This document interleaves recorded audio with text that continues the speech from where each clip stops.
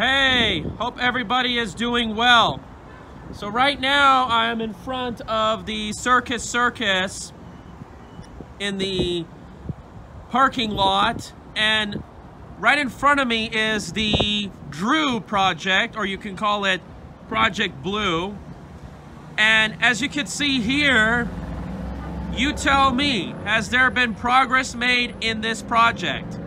Project Blue, which obviously just changed its name to the Drew, and I believe it's from the Witkoff Group, Marriott, I'm not sure who is it from, but based on what I see here, I see some progress being done.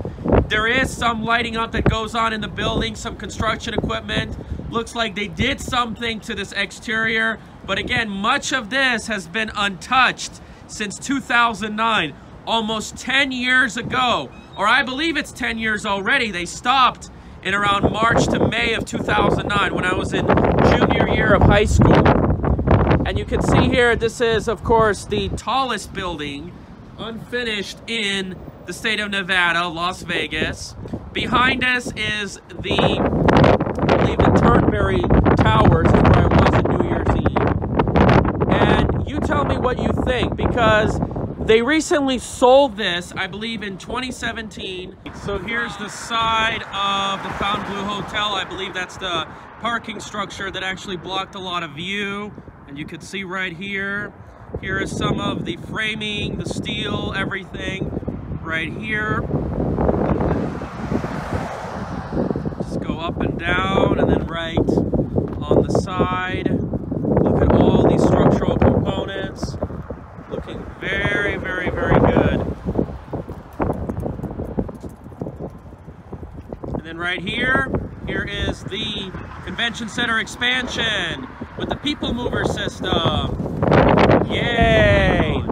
Yes. Carl Icahn bought this, and then he sold this to the Witkoff Group. And this is where I saw this individual with President Trump last year at the South Point Hotel, mentioning the fact that because of the tax cuts, they're going to resume with this plan. And they have plans to do so in the middle of 2019. Well, we're getting close to the middle of 2019, so we really have to see exactly what's going on. Are they going to continue activity? What's exactly going to happen? Now, somebody told me, believe it or not, that because there are so many structural issues leaving the building unfinished for several years, that it's going to take a lot of money to take out the old equipment and materials and replace them. And the cost may be so high and it may be so inefficient that, believe it or not, what's going to happen is that they may have to just tear down the whole hotel. Now the problem is it's going to take longer.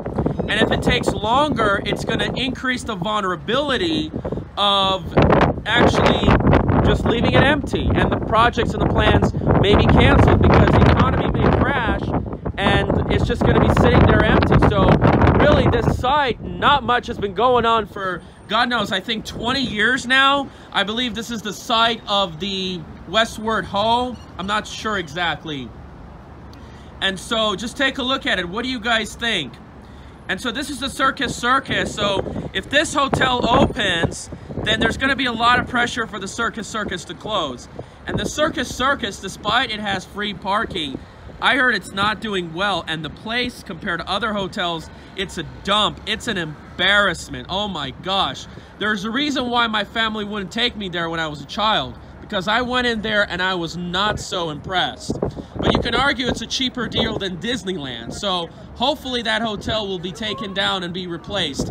And the Circus Children's theme will be relocated somewhere else. Now, to your right, you will see the construction site of the convention center expansion. And there you can see here, they're building a lot over there. I will make another video about this. And believe it or not, this is the site of the Riviera. And that site where the building stood, they're actually planning to sell that land. So we have to see what's going to happen. So if the Resorts World, as you can see right here, if that opens along with the Drew, that could pressure a lot of developers to buy the land and build a 50-story high-rise. And I'll also talk later on in my next video about what's the status of the all-net resort. I believe it's an NBA player who wanted to build a high-rise with a stadium. But anyway, let's hope to see what this hotel is going to look like. We have to see what kind of attraction it's going to be. Is it going to be really, really high-end? That is a very, very good question. When is it going to open? 2020, 21? Hopefully they'll open it before the next economic downturn, which I see in 2020 or 2021.